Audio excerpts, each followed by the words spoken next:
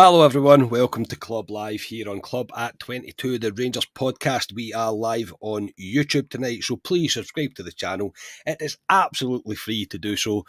Really helps the podcast out as well, and you can also get involved in the live chat if you do so. I am Scott Carney, and joining me tonight is Ryan Haymarch. Ryan, how are you? I'm all right, mate, but I had to laugh. See, when you started that pod there, you were like, how did I do this again? I know. I was like, what am I doing? I was like, how did I do this again? I'm very good, mate. Good to see you. A bit lively than the last time I seen you. Good to see you on the road to recovery. Good to see Nicky and everybody in the chat. Understand we might be getting a guest appearance from Mr. Pearson, but if he can be bothered starting in time, but point deduction for him, I would imagine. Yeah, it's always the same, isn't it, Alistair? Just always likes to leave fashionably late, make an entrance, usual diva that he is. Yes, Alistair might be joining us. He's having a bit of technical difficulty right now, so he might be joining us. And Nicky Irvin. Nicky, how are you, mate? Very good, mate. I had a long weekend, as I mentioned, last week, so I was paying the price because I was then tasked with cramming 5 days work into 4 days, as it always is, mate. So I'm glad it's Friday. Good to see you on the recovery. Echo what Ryan says, and good that Rangers are back tomorrow as well. It seems like a lifetime ago. Tuesday game. It seems like ages ago we played. Because it's normally a Wednesday or a Thursday, isn't it? Yeah, it's felt like a long week. Yeah, obviously, I said it on the video that I'd done while I was in Manchester away for work that the lads have stepped up. Obviously, I was not well at all. I don't know what it was, but I was not very well at all. I was bedridden for about 3 days, so I really wasn't in a very good state. But the lads do what the lads do, and they step up and they take care of things while I'm needing a wee bit of time to recover. As you can hear in my voice, I'm still not fully there. I am getting there, definitely getting there. And I've been back at work and stuff, so I was buzzing to come back on tonight. I really was buzzing to come back on. I tell you, mate, there's nobody can accuse you of glory hunting anyway. First opportunity to go top of the league, you pull a sickie. I know, mate. You honestly couldn't make it up. I didn't go to football as well, so the boys that sit next to me, like after the game, were like, "You've missed a hell of a game not to come to," and I'm like, "You couldn't write it, man. Like you literally couldn't script it. It was absolutely typical." And just as I will wait for him to hopefully enter the room, yes, he is here.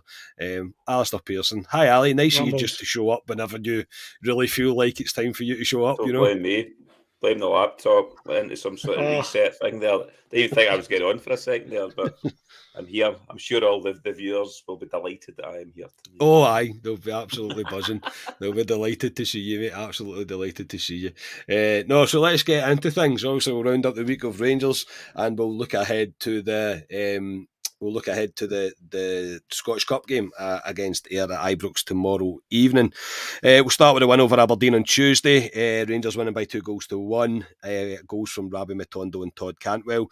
Ryan, I'll come to you. It wasn't the perfect performance, really, in terms of wasted chances that we had. We should maybe have won the game by more, but very much another big game that Rangers are winning under Clement.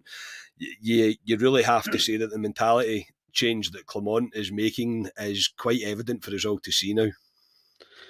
Yeah, I think that's a big thing, Carney, is the mentality shift that you can see with them. That would be a game that you would probably say, in fact, definitely say that Rangers would drop points in when they've got an opportunity to close the gap again, or continue to close this gap. It's going to be going on Wednesday, hopefully. So, it's kudos to Philippe Clement once again. I enjoyed Wednesday, Carney. I know it wasn't the performance everyone wanted, 3-4 goals, but it was the attitude of the players for me. They came out the traps. It was fast-paced. They were attacking. You could see they wanted to score too if they wanted to go top on Tuesday. And a lapse of concentration from the defence. Let's opposition back in, and that was a hammer blow at half-time. Everybody could feel it in the stadium. There was just a kind of low round about the stadium, people panicking. There was somebody in this podcast, I'll not tell you who it was, that texted me, it was Ali Pearson, and said that he was fearing that they would drop points. And that's scar tissue, Carney, because we've all been there. We've all had the kind of straightforward games where we can close the gap and we've dropped points. So that was scar tissue for Ali, and I totally understood where he was coming from. but they showed character to come back in and go for it and grab it by the neck and win the game. So I was really happy with it. Yes, it wasn't a performance of 3-0 that would take us top of the league, but it was going to be short-lived anyway because that lot were playing the next day. But it would just have been a nice to have to go top. But the main thing is we won, and it was a pressure game, Carney, and Mr. Clement is getting pressure games over the line, which is new to us. It is new to us. Ali, obviously you were at the game, and obviously when Aberdeen scored, and the nature of the goal that Aberdeen scored is what really would take the wind at the sails of Ibrox at that time, because you're like, how many times do we really need to see Aberdeen score that goal against us? But again, it still comes back, I think, to the mentality of the team that are now running under Clement, is that in the second half there was only really one team going to win it. Look, I was the same, mate. I think about 68, 70 minutes I was going, please, Rangers, please, just one of these chances, going to just please score it, give me a wee bit of relief. But the team didn't stop, mate. We didn't look like they were feeling sorry from themselves. We continued to pile on the pressure, and this is all this change that Clement is installing into the squad. He's installed a belief, which is slowly getting into the support, because I did text. Not you, clearly. Not you, clearly. No. To be honest, Carney, if you were sitting in these stands as well, you'd do the exact same against Aberdeen. Because Aberdeen, let's be honest, is a team we've really struggled against this season. We've not even beaten them, apart from the other night there. We obviously beat them only 1-0 in the cup final, but we've struggled against Aberdeen. There's one of the teams that are just organised when they come and play us. And that goal before half-time, Carney, I just thought, not tonight, Rangers, please, not tonight. But fair dues to the team. When they come back out, there was a wee 10-minute lull, I thought, and then they really grabbed control of the game. And you could only see one team winning it, to be honest. And thankfully, we got the win. But it's huge. There's going to be a lot of games like this, Carney, from now to the end of the season. So, I mean, we'll need to strap ourselves in for it, because us and that other lot on the other side of the city, it'll be nip and tuck to the end of the season. It will be. So, but I was delighted just to get 3 points, Carney, because it was big, because we failed in previous positions. And Aberdeen, like I say, yeah, they've not been playing well, but the new managers are, etc. They got a draw against Celtic, the previous result. They would have fancied maybe getting something. So it was a big 3 points for me, and hopefully I can relax tomorrow at Ibrox for Ayr United. Oh, I would like to think so. Yeah, I'd like to think so. Nicky, it's quite cliche to say under Beale we don't win that game, but under Beale we don't win that game, and I feel that can be classed as a big game. As much as I hate to admit it and to give sort of that, not that praise, but to lift up Aberdeen to that standard, but I probably don't mean even the team that we were playing. The way the game went, going down to 10 men, which we obviously be will come on to, we managed to get there. We managed to get it over the line. Everything about the performance was good, apart from the fact that we maybe should have scored more goals. And again, I say it just harks back to all these little changes that Clement has slowly been building into the team. On Tuesday night, that was kind of an accumulation of everything that he is doing within the team, especially mentally. And yes, there's still work to be done, of course there is, in different areas, but the work that he's doing, you can't help as a Rangers fan, not be impressed by him. And the fact that no one is, since he started this, has questioned what he's doing. He's got every single fan believing, believing in the team, believing in him, believing in our team again. Yeah, it was a really, really strong performance. I think you obviously mentioned about the mentality piece, and mentality is quite a hard thing to measure, right? Because it's all hypothetical, right? We can sit and go, he wouldn't have won it under Beale, he wouldn't have won it under Gio, whatever. But you're totally right. He didn't win the game under Beale. Aberdeen rocked up to Ibrox, and let's face it, they battered us 3-1. It wasn't even as if they get, you know what I mean, they broke away and they kind of get 3 lucky goals. They were by far the better team that day. So there's definitely a mentality shift. I think, again, you're right. It was a big game. Ryan and I spoke about it on Monday night, about how this was a different type of pressure. I think the pressure that Rangers have been under since Clement came in has always been, Celtic have left the door ajar a wee bit. Can we close the gap? Can we get closer? Can we get closer? This was probably the first time where with the exception of maybe the Old Firm, this was probably the first time where we had the opportunity to go top. And you know exactly what would have happened. If we had drawn that game, Celtic would have been rubbing their hands together going, another big test, they've failed. This is the same Rangers making the same mistakes that we've seen in 4 of the last 5 seasons. So it was massive to get that over the line. And I think I said it on the post-match, 2-1 flattered them. We were by far the better team. By far the better team. I don't think it was our best performance under Clement, but we were by far the better team. You look at the stats from the game, Aberdeen weren't interested in playing. The only thing they tried to do, as I say, was try and take advantage of the goal that we concede all the time. Kyogo at Ibrox, we spoke about, very similar to Miofsky up at Pittodrie earlier in the season. It's a carbon copy of the goal. That's all they were interested in doing. And you didn't really see them come out the traps until the last sort of 10 minutes or so. And then obviously there was the Sterling red card and they put a bit of pressure on. But even at that, talking about mentality and this team and the structure that Clement's building, I thought we managed the game out brilliantly. There was games earlier on, I think I look back at Betis, the 3-2 game, where our game management was so poor. It was like a hot potato. Guys like Sima just punting the ball and Betis were just coming back at you. But other than the free kick and maybe a wee scramble in the box, there was a good 8 or 9 minutes there where they never really troubled us and they were throwing everything at us. We kept the ball really well. Fabio Silva, I thought, was brilliant in those last few minutes, as was Cortez.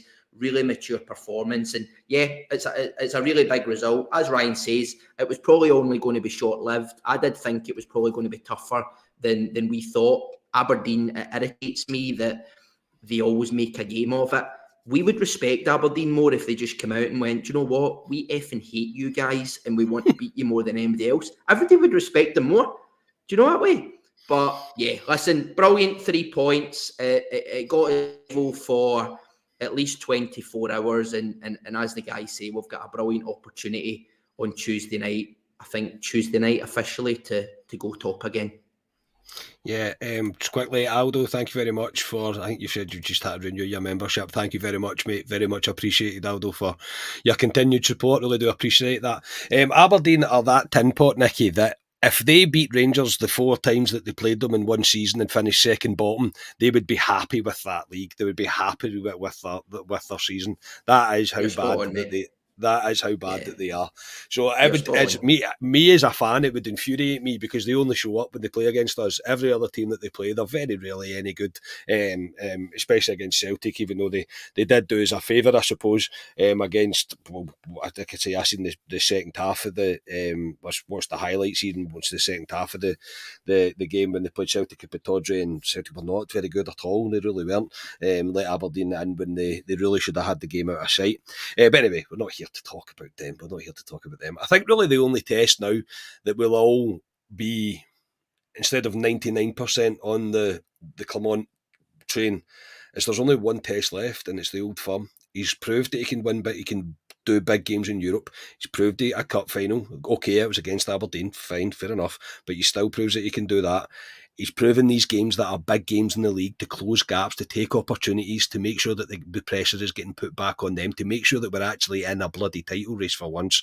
He's passing all these tests. He's passing them all, and there is only one real big one now that is remaining. But I'm very much looking forward to just seeing more of him, really, and seeing what else he can do. And especially after summer, no matter how this season goes, just to see him have a full window, bring different people in, and fully implement over the summer a full training camp, fully implement his philosophy onto the team. It's all very exciting, it really is. Ryan, I'll come back to you. Todd Cantwell, I would like to speak about. I initially said in my reaction I thought he was a wee bit quiet, and it's amazing how different you can see things when you're on the TV, when you're watching things on the TV and you're not in the stadium. But then when I watched the game back, I thought, God, he was bloody everywhere. He really was. At times he was all over the place. I don't think it's a coincidence that he's started to play better and he's starting to find a bit of form. Clement a couple of times just took him off when he's been looking for, in Clement's words, winners and not fancy footballers. Cantwell knows that he can make a proper impact on this team, and right now he is finding the form that we all know that he has, and he's contributing with passes, assists, and with goals. You have to give credit to Cantwell because he's definitely bringing things back into his hands.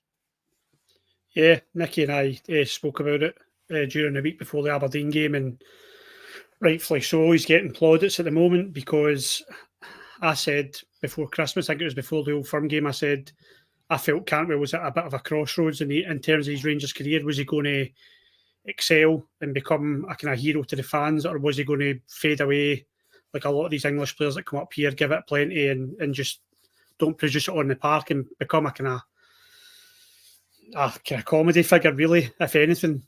So we went to Celtic Park and he didn't have a great game. They cheered him off the pitch. And I'll be honest, boys, I thought, yeah, he's going to go down that road the same as the rest of them, that he's just going to become a joke figure. And he's turned it round, Carney. He's fought for it. The manager at times, I felt, looked as if he didn't favour him maybe. And he's producing numbers now, performances, assists, goals, a lot. He's doing a lot, and the fans are loving it. See this celebration he's doing and covering the ears. Give it to me. I want to see it every week. He's shutting people up who don't like him.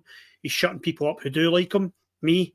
And I'm all for it because the 10 role he plays, it's a bit freer. Nicky will probably allude to this better than I will because I didn't ever played football to any sort of great level. But in terms of a 10, I think it's a bit more freer than a 10. He seems to be just a kind of floating role where he can go anywhere. And I like it. I think that's his best role, that he can just come in and out of the game, drop deep if he wants, link up play. And he's a tin opener, and it's this run into the box again that he does. He's starting to really find his feet as a Rangers player now. We're starting to see the Todd Cantwell we all knew he could fulfil to. So long may it continue. Loving that he's scoring goals. And finally, we've got a player that, I said this maybe 3 or 4 months ago, he's a player I expect to take us to the next level, kind of like Tom Lawrence. He's not got there yet because of his injuries, but players I expect us to take us to that next level where it will bring trophies in and it will bring big fixtures like beating that lot, big results in. So long may it continue, and raising the bar like that will only push his teammates on as well because they all want to get involved in that as well. He is undroppable at the moment. Yeah, Ali, we all had our say about Cantwell. We were all becoming a wee bit concerned. I think some had already said they'd had enough. I was more of the being a wee bit slightly more patient as it was a new manager and whatever else, and I think he was almost trying to over-impress the manager as well at times, especially when Lammers was still at the club as well, because he was trying to make a point of going, why are you playing this guy over me? which is fair, which is absolutely fair. But with this kind of freer role, as Ryan says, and that's probably perfect. It's more of a kind of a 10 role slashed with a free roam, and he can kind of go where he wants, but that's where he's most effective because he's very good at reading the games and he's very good at finding the pockets, and his link-up play as well, even with Silva at times as well, is really promising to see. But full credit has to go to Cantwell because he's taking the opportunity and he's clearly listening to what Clement's telling him. I know, definitely he's been kind of slaughtered by the support a wee bit. Clement had taken him off at half time in a few games, whether that was to give him a wee kick up the arse to say. But after that, he's been really good. He is our main man. We've said it for ages. He's probably one of our best players. I know Jack Button's up there, but as an outfield player, he's one of our best players. I like his application. Watch him in a football part. I watch him, especially when we sit carrying up the club day. You get a good view up there. Chases every ball for me. Never stops. Never hides. Always wants the ball. Demands the ball. You looked at Lammers. He's a guy for me, didn't win a ball, or when he got a ball, gave it just to somebody else. Cantwell for me, and he'll drive. Like you say, he links up really well with Silva. Intelligent players he works with, Lawrence as well. So, I said a couple of weeks ago, Carney, that we had 4 home games coming up, and that's us 2 down already. I thought that's a perfect opportunity for Cantwell to make his mark because he's in a big pitch at Ibrox. And so far, he's taken it for me, Carney. He's been brilliant, and he's scored big goals. That wasn't an easy finish that he did there. He kept that low and hard, very similar to the goal he scored against Celtic last year. But it wasn't an easy finish, that, and he took it lovely. And like you say, like Ryan says, I love when he does that. And that was to you, hey March, by the way. Todd Cantwell. He was deliberately doing that to you in that Govan front. So I hope to see that more often from him. Yeah, he's sick of hearing Ryan shout at him, "Do something! Do something!" Nicky, I'll probably tie in Silva into this conversation as well. We can't. Well, I think the link-up play with them two looks very promising. I think that looks like it could be a real force to be reckoned with for the remainder of this season. I know Silva's obviously not our player, and he won't be our player going forward, but we need to get the most out of him while he's here. And a player like him and Cantwell, they seem to be quite similar on wavelengths in terms of the way they play the game, and I think it's exciting. I think it won't be. I believe more so going forward, especially with the misses that Dessers has. Sorry, Jamie, I know you're not watching, I do apologise, but especially with the misses that Dessers had, which were really poor, I can see that being a thing going forward for the remainder of this season. The kind of two between Cantwell and Silva linking up as our kind of main threat going forward. It causes chaos amongst opposition and the structures that they try to set up. It causes chaos because they're clearly very intelligent footballers, the both of them. They're very, very intelligent. They've played at high levels, right? They've played Premier League football, so they are clearly talented individuals. And yeah, I think we talk a bit about Fabio Silva and him playing that kind of false nine where he drops in.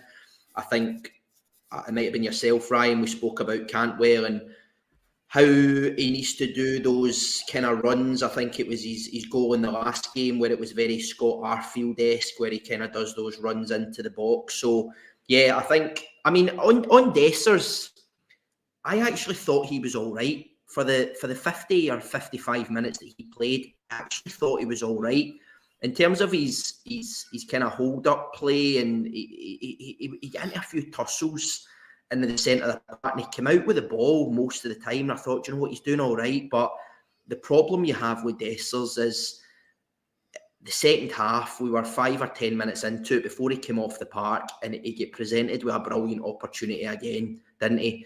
I get there was a lot of bodies in the box, but he hits the keeper, right? The one person you don't want to hit, and he hits him. Fabio Silva, I thought was brilliant actually when he came on. He offers a completely different dynamic. I thought his work rate was top drawer, and I obviously mentioned a few minutes ago there that his game management towards the end, the fouls he won, his progress in terms of getting us up the park. He was the first person to take us into the corner, and I thought, thank Christ, why do we not do that more? Why do none of our players take it to the corner when you've got 3 minutes left, you're winning games? But no, I'm really excited to see Fabio Silva. I think Ryan and I again spoke about it. It will just take a bit of time. I mean, Fabio Silva has been here for a while now. He obviously benefited from the winter training camp. He's been in and out with Dessers. I think we've kind of played 5 or 6 games. He's maybe played half of them, Dessers the other half. It will just take a bit of time for him to get a better understanding of Cantwell, the movement he makes, what he's getting from the left wing, what he's getting from the right wing, where he should be. But we're starting to see that come to fruition, because I think he is getting better and better every single game. I don't think he was fit either. I think with Silva, you look at he didn't play a lot of minutes at Wolves, so there is an aspect of just getting him up to speed as well, and I think we are starting to see the benefit. On Cantwell, I was buzzing for Cantwell. As I say, we've spoke a lot about Rangers fans being on the fence with him, and I actually made a comment in the WhatsApp that said it wouldn't massively surprise me if Clement binned him in the summer. If he could have got 3 or 4 million quid to invest elsewhere in the team, it really wouldn't have surprised me if he'd binned him, because we'd seen instances where he'd maybe made comments, he'd made substitutions. I think it was the Larisol, whatever they're called, the Cypriot team that we played in Europa League. He got hooked after 15 minutes, didn't he? You thought he really doesn't fancy him here. But a bit like Yilmaz, I don't think it's any coincidence that as you put him in his best position, as you give him a run of games, you start to get the best form out of him. And Ryan and I again spoke about he was bandaged pre the winter break. I think he was playing games where his knee or his leg or his hamstring, I don't know what it was taped up and was bandaged up. And again, happy to be corrected, but I haven't seen the bandages in the last couple of games. So maybe he was carrying something. We were very light on our feet with the injuries. Clement's maybe said, I need you to just get us through to the winter break. He's maybe benefited from that. He's now fully fit, and we're seeing the benefit of it, because it was a match-winning goal. Big goals. It was a match-winning one. It put his joint top of the table, and we want to see more of that. Absolutely. Craig Clark, thank you so much for the 199, mate. Very much appreciated. The support's fantastic. Thank you so much. Really do appreciate that. We'll move on to the red card quickly before we come on to another colour of card, which is interesting. Ryan, Rangers appealed it, got dismissed, and the original ban's upheld. I don't understand this. I know you'll have seen it back, mate, since you've been since you were at the game. It's not a red for me. I just can't really understand how it is a red. I think with VAR even saying to Don Robertson, you better go have a look at that, because we don't think it's a red, and he sticks by his decision. I'm not surprised that it's been upheld, because they don't want to throw a referee under the bus, really, considering he's made two decisions. He would have made two decisions that were wrong, if that makes sense. But for me, it's not a red, but ultimately I'm not surprised. No, I'm not surprised, but you won't be shocked to hear the Rangers' point of view here is, I'm just gutted with football. I'm gutted with football when that's a red card, Carney. If that's against one of our players, I'm expecting my player to jump up and give him it next time he gets a chance to. I just think it's the way football is now, and you can't put in it, and it puts players out. I always say, not just Rangers, I always say you never see like hard games now, kind of dirty games, and I don't mean like putting the studs down somebody's calf. I don't mean like that, but just hard games where it's slide tackle after slide tackle, and that's why, because if you look to have lost any sort of control, it's serious foul play and you're off. And I think that's why players don't jump in a lot now. And I love nothing more than a slide tackle. We all grew up watching the likes of Maldini and Baresi, who were masters at it. And when Sterling put it in, it got me in my feet. I was, yes, that is what I want to see. Yes, it's a foul, but it's a tremendous foul. And then when they sent him off, I thought, aye, you can't do that anymore. Saw it later on when I get in at night, and I was like, I still don't think that's a red card. Then I listened to, I can't remember, I don't know if it's Open Goal, I can't remember. I lost a podcast anyway, and they were like, in the laws of today, it is, I think it was James McFadden, and he was like, it is a red card now, and I'm like, aye, nowadays it is. So, but James McFadden does think you can be offside from a throw in, though. Aye, he made a mistake there. He had a shocker there. I didn't actually hear him say it, but I saw it on Twitter, and he took pelters for it. I might be in the minority. I don't mind James McFadden. I think he's pretty decent pundit, considering what other choices you've got out there. But it's enough about him. But it is, in today's football, Carney, it is a red card. It's serious foul play, but he's lost control because he's slipped, and I think that's what makes it serious, because it could have injured the Aberdeen player, and we've just got to take it in the chin. But I mean, yeah, mate, I want to see more tackles of that, if I'm honest. Yeah. To me, I think it's very, very harsh. I really do. Donald Rice, thank you very much for the £5, mate. Very much appreciated. Ali, I think it becomes even more frustrating, the red card, considering Duke should have been sent off for the tug back that he done on, can't remember who it was, when he was going forward. It's a second bookable offence. Okay, we got the advantage. It doesn't make a difference. He should have been sent off the park, and it's another one of those inconsistency things for me that really kind of starts to boil you, because I think it's and I'm trying to take my blue tinted glasses off. I think it's a harsh red, I really do. But Aberdeen should already have been down to 10 men. Oh, definitely. But Don Robertson was shocking all night, Carney. We talk about referees in this podcast every bloody week, and when we're winning as well. So it's not sour grapes if we drop points or something. It's when we're winning and we're talking about referees. I thought he was shocking all night, Carney, Don Robertson.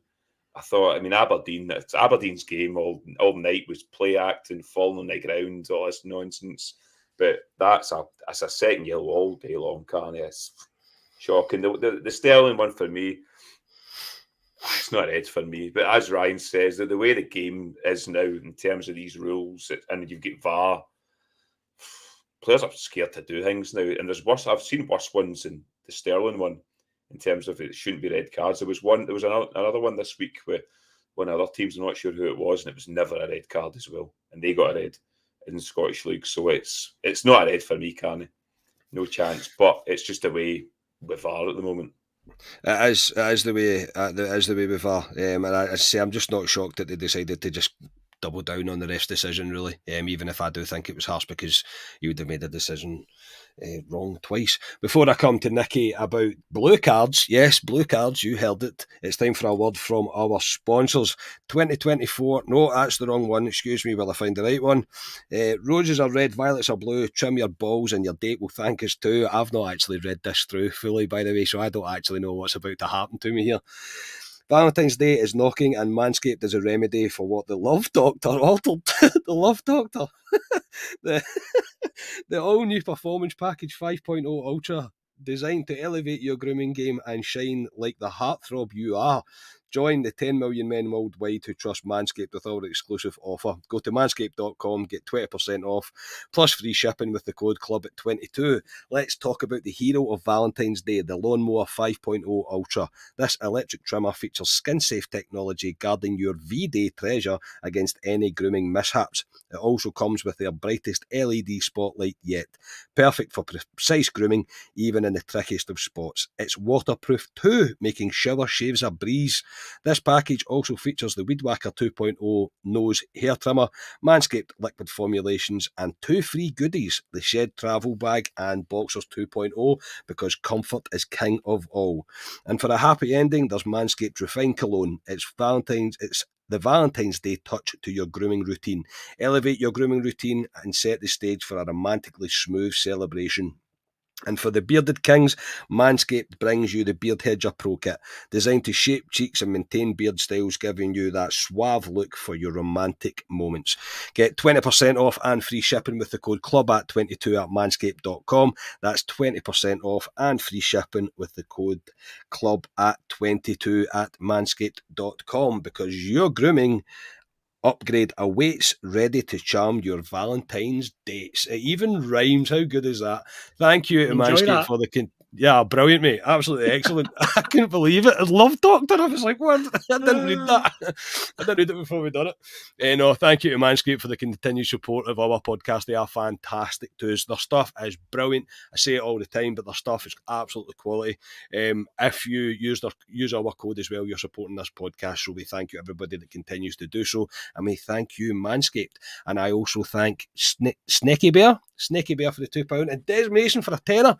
My goodness, thank you very much. You must have loved my Manscaped readout tonight. You must have been absolutely loving it. Thank you very much. No, I'm not doing it again. To be honest, I don't do. There's a reason I'm the boss, by the way, because I don't do Club Life. So you do the Manscaped readout. I'm not meant to be doing this. I've noticed. No. Well, mate, you got to have a perk of the job, haven't you? You've got to have a perk of the job. Right, we'll move on to this blue card, whatever it is. I really don't know, and I think that probably tells you my thoughts on it. Nicky, a blue card has been trialled where the player showing the blue card will be sin-binned for 10 minutes if they commit a cynical foul or show dissent. Discuss, mate. Yeah, because we're doing such a good job with 2 cards that the one thing we need is to add another one. It's ridiculous, I know. Yeah, it's. I mean, the rules are pretty clear with football, right? They're kind of black and white. The rule states one thing, you can kind of go one way or the other. The problem you've got with cards is that they're so subjective. We've just had a 10-minute conversation about Sterling and whether it should have been a red or a yellow. And I think when you look at the media, it is very, very split. I also listened to the Open Goal podcast. I think the most of them, I think, were saying it was a red. I think you look at some of the pieces on Twitter, it is very mixed. And I think it's maybe the speed and the control aspect. So, yeah, I think it's just another thing that they're implementing in football that, in my opinion, is beginning to ruin football. We talk a lot about tackles. You can't even slide tackle anybody anymore. Ali, the one that you're talking about, I'm pretty sure it was a St Mirren game where the guy won the ball, but his studs were showing on the ground and followed through, and he gets sent off. Where 10 years ago, you know what I mean, you'd have jumped up as an unbelievable tackle. It would have got you all kind of riled up, but we're just adding too many things. It's just making things more complex. Cards are very subjective, as I say. It's just going to create more arguments, more dubiety about, is it a blue, is it a yellow, is it a red? You know what I mean? How is this going to work? I think Philip Clement made a few comments about it in his presser today about he doesn't really agree with it. Where does the 10 minutes start? What happens if somebody gets a head knock and is doing for 5 minutes? Does that mean they're off for 15 minutes? Do they miss fight? Do you know what I mean? It's just another layer that they're adding to referees, and you're right, we moan about refs every single week because they're not very good at their job. So the last thing we need to be doing here is adding something that makes their role even more complex than it already is. So I am absolutely against it, but it looks as though it's rubber stamped. It looks as though it's going to happen, and there's nothing really we can do about it. Ali, I mean, the fact that it's blue, I like the fact that because it'll annoy them. So, right, that's the pro that I have, is that there'll be blue cards shown. Hey, they've already made comment about it, by the way, so it's clearly... of course they have. It's clearly under their skin. Yeah, of course they have. John Beaton running about with a blue card. My God, can you imagine the scandal? And that's not a smart card. It's my jail's membership. It's not. I'm not interested in it. I'm really not. We can't do VAR up here. These referees are not capable of introducing a blue card. They just aren't, and I'm very much not for it. No, get that right in the bin. It's absolute garbage. I don't know who's come up with this. I think the English have come out and says, well, we're not trialling it, so they won't be trialling it. As Nicky says, the referees we've got up here, how are they going to handle 3 cards? And then how do you say what's a blue card and what's a yellow card and what's a red card, if you know what I mean? So where does it end? Rugby's got a sin bin idea, is it not? Do they not have a sin bin in rugby? I think is it a yellow card's a sin bin in rugby? I think they have. They have something that gets them off a field for X amount of minutes. Yeah, and they just go off on an exercise bike. Aye. It's not for me, Karen. It would completely ruin a game of football for me if you've got guys going on for 10 minutes. And no, for me, VAR coming in, VAR's controversial because it splits opinions. VAR it gets certain decisions right, but it's frustrating as a supporter because it takes the emotion out for me. VAR sometimes you're standing there when a goal goes in, going, "Is this a goal?" So there's a sort of mixed reaction to VAR, but bringing this in, Karen, it would ruin the game for me. I just think it's utter garbage. Leave the game as it is. Doesn't need to be pissed about with. So it's a red card for me for that blue card, Karen. Ryan, I take it you're only wanting if it's a Union Jack card. Aye, bring it in. As I say, get the blue cards going. Everybody starts on a blue card as far as I'm concerned. It's just, I think it's the same. If you look at it from like maybe your work perspective, we've probably all got our work like continuous improvement or process improvement teams who are constantly trying to make the company better or improve processes. This all came from someone who's come up with this idea, put it to a board, and they've probably went, no. That's what I think's happened because it's never going to start. There's nobody's going to buy into it. Referees won't want to do it because it complicates their job. Teams won't want to do it. It'll just, as Nicky says, we're not really doing a good job of the red and yellow card at the moment. We've got VAR that we all love and hate, or some of us hate. But no, it's just a non-starter for me. It's a strange one. Do you know, Karen, there's a couple of things if I was controller of football, I would look to change. The only one that I would always say that I would change is if you're caught simulating, if you're caught diving and it's blatant dive, I would automatically ban you for the next game without fail. If you're caught doing that, then you're a ban the next game. That's probably the only thing I would bring in. But this blue card and sin bin, it's a bit USA for me, mate. It's a non-starter. Yeah, non-starter for me as well. I'm cautious of time, lads. There's a few things I'll just read out quickly. Rangers have finally announced that SeatGeek as the new club's new digital ticketing platform, starting with season ticket renewals for 24-25. All I can say about that is about bloody time, and hopefully we can actually use a ticketing website and we don't need to wait for a slotted time before you can go in and use it. What? It's 2024, man. Come on. But no, brilliant news. Absolutely brilliant news. And I'll quickly come to you with this. Cifuentes completes a loan move to Brazilian Serie A side Cruzeiro.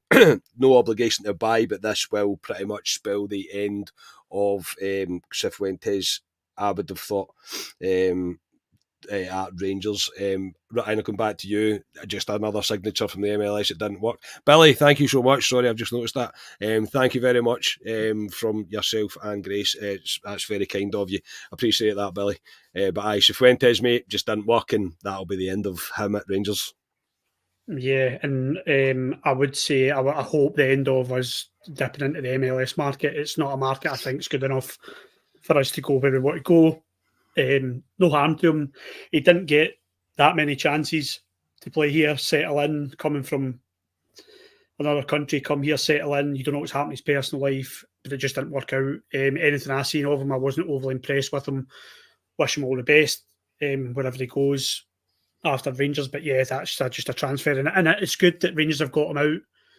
Not to sound too brutal, but it's good that this isn't working out. No, you're not just going to sit on the bench or sit in the squad for 6 months, a year.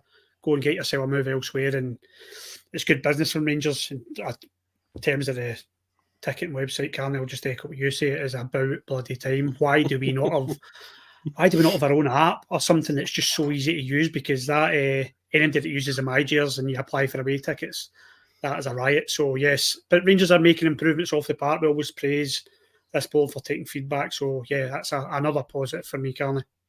Yeah, Nicky Cifuentes, you've made your feelings clear though, but I think you're done with the MLS signings as well. Oh, I mean, I'd written down, is this the end of the MLS experiment? It's clearly too slow. It doesn't have talent. I admittedly fell for the hype with Cifuentes. You watch a few of the videos and you thought, you know what, he could be the missing piece to this midfield that realistically we've not spent money on until this window. We really haven't spent money on centre mid for such an important position over a number of years. And yeah, I mean, he looked okay at times. I think if you remember back to around just in the lead up to the cup final, he obviously made that tackle. He gets suspended, and we were all going, Christ, we're in trouble here. We're in trouble because Cifuentes was looking okay, but it's just not worked out for him. I don't know if we've maybe not played him in the right position, but to Ryan's point, it's good to get him off the books. He's not sitting on our bench, kind of draining wages. And yeah, wish him all the best in his move. Yeah, I like nothing against the guy, really. It wasn't suited for him. And me and you, I was like you on him because I think we both said pretty early on when we went to concourse, it was like, nah, he's crap. I said he was pish. I just another guy that's come over here, Carney, a wee bit of hype about him. The jersey's too big for him. The club's too big for him. Maybe coming to Scotland, to Glasgow, is a bit of a culture shock for him from where he's been as well. So he's not settled. It happens. We've not. Well, if they do sign him, we've not made a loss on him. So, I wish him no harm. But as Ryan and Nicky said, the MLS for me, just let's not shop in there. Name me somebody for the MLS we've signed that's been a success.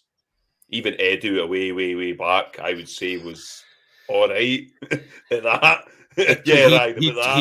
He took a while before you start to see kind of really good performance. Not really good, decent performances out of him. Yeah, and even like the Marcus Beasley and that, we didn't sign him from the MLS. So get that in the bin. Let's get shopping in other markets for me. Yeah, it just doesn't work. The only thing I remember about Edu is that goal. I'll never forget that. I'll never forget that. That absolute screamer against them. No, aye, the screamer. From half a yard out, yeah, best goal I've ever seen in my life, mate. Yeah, that was an incredible day, that was. That was great. So, no, I mean, good luck to him, but yeah, I'm the same. Nobody really from the MLS seems to be working out, so it doesn't really seem like the cross from the MLS to the Scottish Premiership's one that works anyway. I'll quickly do this. As I say, there's quite a lot in it. Rangers are one of 6 clubs that have sent a letter to the SPFL citing serious concerns over the independence of the governance report, which has put the spotlight yet again on McLennan and Doncaster. Ali, I'll come to you first. This is not a great look for the leadership of the SPFL, and the pressure is is certainly building. This is a mess which stems right back to the Sin stalemate with the kind of conflict of interest of Rangers, and the fact that the Sin deal should never have happened all goes back to that. McLennan's now made adjustments to reports and stuff, and the SPFL are just destined to keep continuing and set themselves on fire for whatever reason. But the more clubs that support this for me, the better, mate, because we need change. Yeah, that's another farce. I've not had a lot of time to properly read into it, but yeah, they've changed stuff which you can't do. I seen Stenhousemuir come out, I think it was tonight or this morning or something, saying that they're giving their support to it as well. But apparently it's quite a statement. I've not had a chance to read it, but apparently the Stenhousemuir one's quite a statement. Yeah, I've not had a chance to really read it and have a good look into it, Carney. But you're starting to see teams now coming around to, because before it was just Rangers, it was just one voice in terms of Rangers shouting, and there's now teams coming along, Aberdeen's and all that. So it's gathering momentum. It's just other teams need to get on board because they're not fit for purpose. Who's running Scotland at the moment for us? So it's just a farce, Carney. Nothing's going to happen though, is it? I mean, nothing is going to happen from it at all. I think it all depends on how many clubs actually decide that they're going to back it, because eventually there'll be nowhere for them to go. They're going to have to. The only thing is, I think Doncaster's got like a year's notice period that he has to be given and when he's getting sacked. I mean, that's some contract, isn't it? He wrote his own contract. Do you know what I mean? Like, it's absolutely ridiculous. I think the pressure will get too much if enough clubs do back it, though. I really do. But Ryan, it's just, again, we are just getting the game in this country gets sold short so many times, and we continue to make ourselves look like a laughing stock because there's not enough teams. There weren't enough teams previously that wanted to stand up to these guys that are running the game. The more, as I say, the more that back this statement and the 6 clubs, the more that do it, then the pressure will become too much. Yeah, I would love some group to come out and just kind of and challenge them. That you could have some sort of voting system to vote other people in, kind of like a political party, that kind of way. Because how Neil Doncaster is still there, Carney. We could do it. We could do a podcast on this. It's for the shenanigans that were on years ago to not having a sponsor always sticks in my head for some reason. How we never had a sponsor for the league. I don't know if he fell asleep and missed a few emails. I don't know what happened there, but he just... And of course, he sorted his sell out with a bonus as well. I noticed that one. He sorted his sell out a bonus, which kind of took him above the Prime Minister's wages. Brilliant. It's a laughing stock, Carly, and I genuinely don't know what to say without making myself angry. It's a Friday night, it's a weekend, and we're all to chill out and then go and watch Rangers tomorrow, but they are an absolute shambles, an organisation. A shambles. We told them this, we told everyone this when we asked people to vote, and teams are starting to see it. I think a lot of teams probably regret the way the vote went. It's probably a vote against Rangers and a vote that rather than a vote for the SPFL. It's just, they are a shambles, mate. And I would like to think something will change in the years to come or at the end of Doncaster's, but it'll probably be some other daddy that takes them over, and it's just a frustration we have to put up with. But not fit for purpose is the perfect way to sum it up, as Ali said. Yeah, that is. Nicky, your thoughts on this? But I think for the sake of Scottish football, the change has to happen, and I'm not saying it with just blue-tinted glasses on. There's one club that are very much favoured in this country, and I think we all know who that is. But this, the more Premiership teams that back Rangers in this, and then it'll filter down to the Championship. There'll be more. You need more for it than more against it, and with this statement, with the joint six clubs joint doing it, it's been a while since there's been that many voices that are all raising concerns, and right now the pressure is very much building on them. Yeah, I think it's just another example of how we do everything extremely amateur in this country. I mean, the irony is, right, that we asked for this. This report was requested because of the governance behind the Cinch deal, and obviously the Rangers and everything that happened during that. And ultimately, what's now happened is they've made an arse of the governance on the governance report. Right, you genuinely couldn't make it up. But like the guys, I don't claim to be an expert on it. I've not spent a lot of time over the last 24 hours or so reading into it. I think the most pleasing aspect for me, like the guys have already said, is we are starting to see momentum here.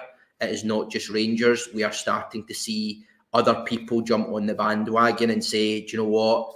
This is a bit of a shambles and we do need to change something. So to your point, when you look at the column situation, that's probably the last big debacle we've had with this organisation.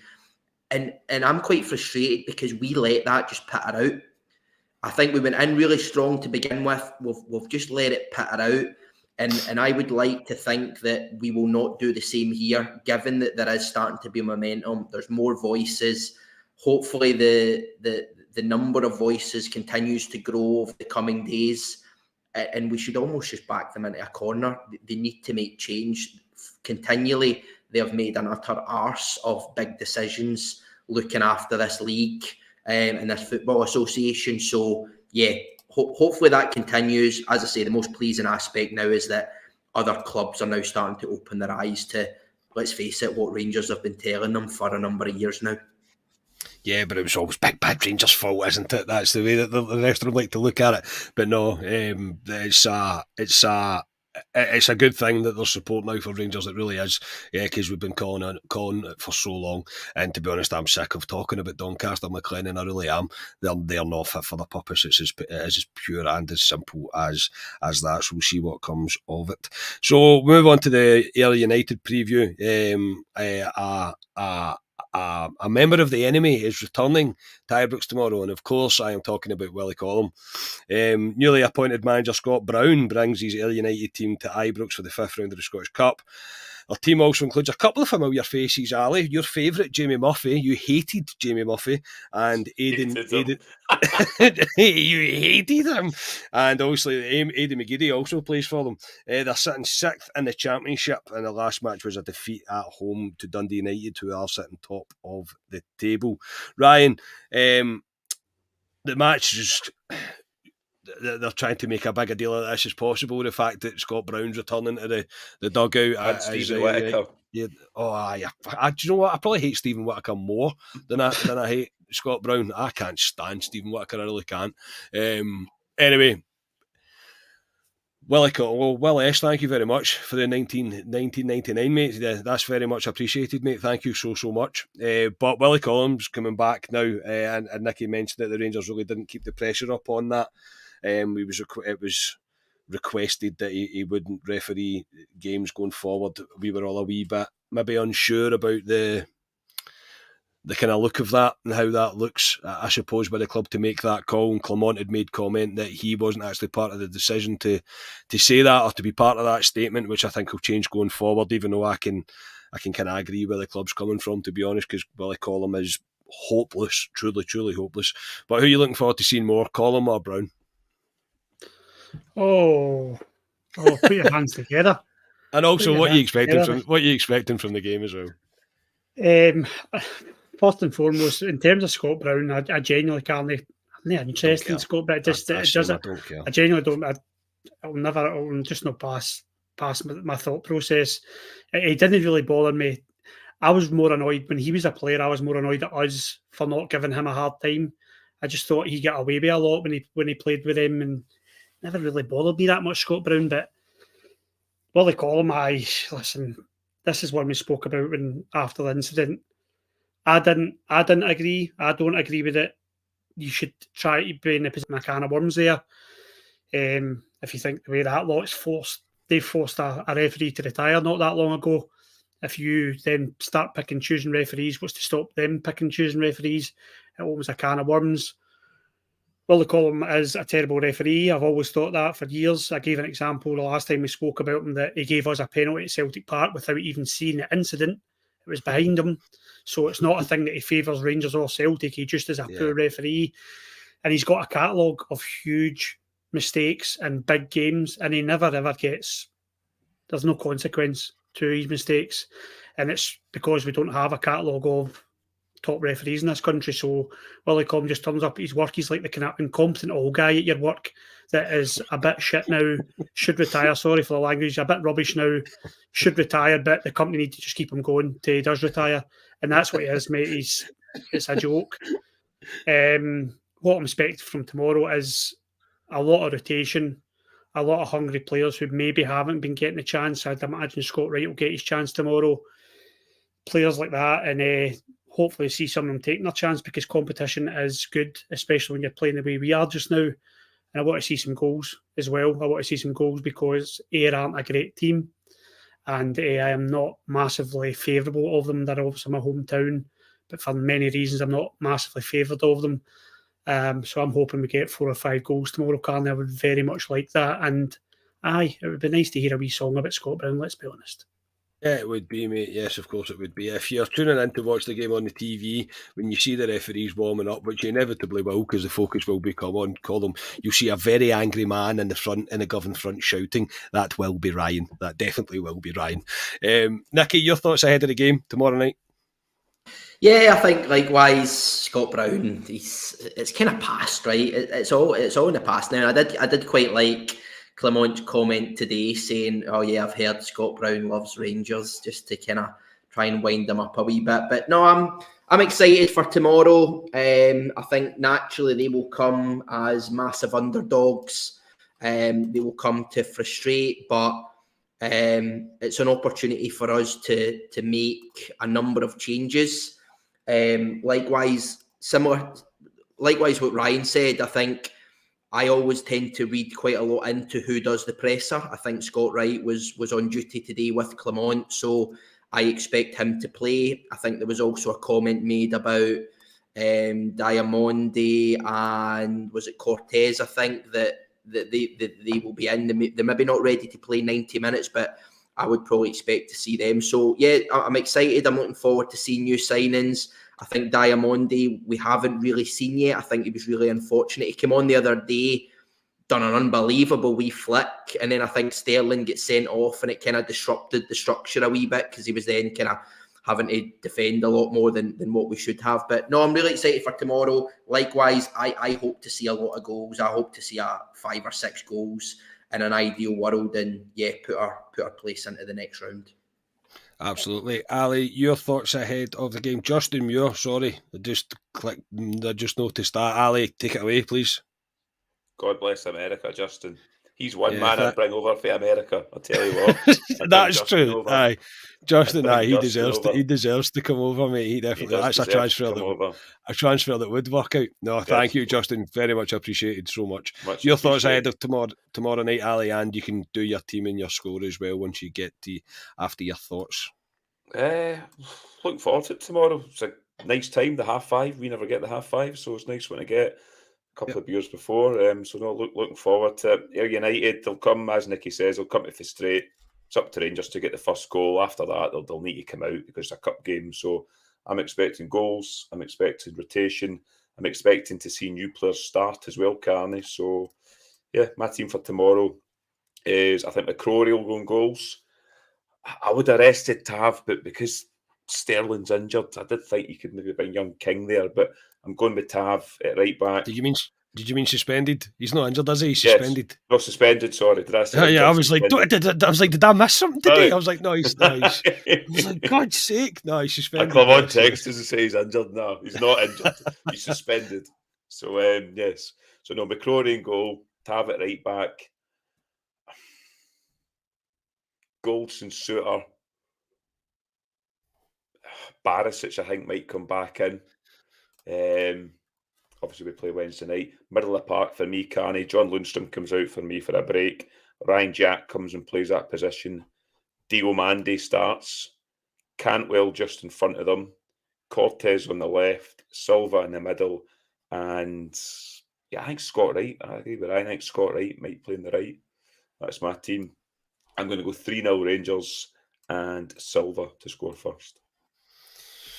Yeah, my team's probably that. I think Dessers might play. I just got this feeling that Dessers might start to try and get him goals just after he's kind of, not his disappointment, but he didn't take his chances, I suppose, on Tuesday night. So, but apart from that, that's pretty much my team, mate. I don't think there's many changes that you could make. Is Leon King fit? Yeah. I think so, yeah. I wouldn't mind seeing King. I did think him, Carney. I thought you might play him at right back. Yeah, they're trying to kind of mould him into a centre mid as well at times, Carney. I don't quite know what they're doing with Leon King at the moment, but I wouldn't be surprised. And Ben Davies is back as well. Oh, Ben Davies is back. He might start. Yeah, he might start over Suter. Ryan, your team and your score, please. Yeah, similar to Ali. I think Borna will come in. I think Ben Davies will start with Suter. I think the midfield two will be Jack and Raskin. So my team's nothing like Ali's, and I'll go for Dessers up top. I will go 5-0 Rangers, and I will go James Tavernier early goal. Yeah, I'll take that. Penalty. Yeah, penalty. Must be surely a penalty against Scott Brown's team. You must surely. Thank you, Willie Collum. Thank you, Willie. Thank you for that. I'd imagine somebody could behead a Rangers player in the box and Willie Collum still wouldn't give Rangers a penalty tomorrow. Nicky, your team and your score. Jim Sloan, some man, mate, always there. Thank you so much, Jim. Very much appreciated for that, mate. Thank you so much. Yes, Nicky, your team, your score. Probably a combination of what the guys have already said. I think McCrory will obviously come in. I think the back four might be the same as the other night. I think it'll be Tav, Gold and Suter. I think they might stick with Yilmaz. To be honest, I'd rather they stick with Yilmaz. To be honest, I'd rather just give him the game time and allow him to continue. Well, yeah, okay, fair dues. Centre mids, likewise, I think Ryan Jack will come in. I expect Raskin to play alongside him. I think the three in front will be Wright on the right. I think Diamande will play. Maybe the 10, but maybe kind of swap about between the kind of three. Cortez, I think, will be the left. And I think Fabio Silva should start up top, to be honest, in my opinion. I think if we want to get him up to speed, I would play him. I'm going to go 5-0. I'm not going to go first scorer, but I kind of fancy Fabio Silva for a hat-trick tomorrow. Woofed. Take it. Absolutely take it. No, very much looking forward to the game tomorrow night. I've missed a couple of the games. The 4 games in a row that I was meant to be getting to just didn't happen due to sickness and work and whatever else. So that's I'm very much looking forward to getting to Ibrox tomorrow night. That will do us for tonight. Alistair, thank you very much. I'll see you tomorrow. You will do. As I say, a few pints before the game tomorrow, so looking forward to it. And yeah, Willie Collum back at Ibrox. Brilliant to see him. So there'll be a few songs tomorrow, Carney. Hopefully Ryan will be starting them for the Govan front. So you'll be able to hear him. You'll be able to hear Ryan for the Govan front. You definitely will be able to hear him. But no, I'm looking forward to another game at Ibrox. And then obviously we've got Valentine's Day with another game at Ibrox. Yeah, which my missus is delighted about. Nicky, thank you very much, mate. Yep, thank you. Likewise, my missus is delighted about going to Ross County on Valentine's Day, but hey-ho, it's not my fault. Blame the Rangers fixture coordinator. So yeah, delighted to be on. Looking forward to the game tomorrow. Magic. And Ryan, thank you very much, mate. You beating tomorrow, Ryan? No, I've got the boys. I'm actually taking the boys to the game tomorrow. They've got 2 seats in the same row as me, which will be good. So it's me and the boys and my dad going up. Just hoping that there's no head collisions for the Rangers defenders in the box. Obviously, that's now a penalty, Carney. So I'm hoping the Rangers defenders do avoid any late head collisions and everybody gets away from the game okay. Nice to see all the donations in the comments, and I hope everybody enjoys the first step. Is it the first step, second step towards this Scottish Cup, hopefully? Hopefully. Thank you, everybody in the chat tonight. Thank you for all the donations. Very kind of you. Please like the video before you go. We will be back tomorrow with a reaction after the game. So until then, very much hope your team wins tomorrow. Thank you for tuning in. We have been Club at 22, the Rangers podcast. Cheers, everybody.